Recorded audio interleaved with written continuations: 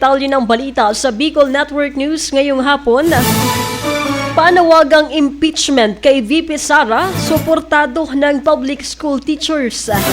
Ang buong detalye ng balita nasa linya sa Magabo Patrol number 15. Nagbabalik si J. Ligaspi Alfaro. Bicol Network News Report!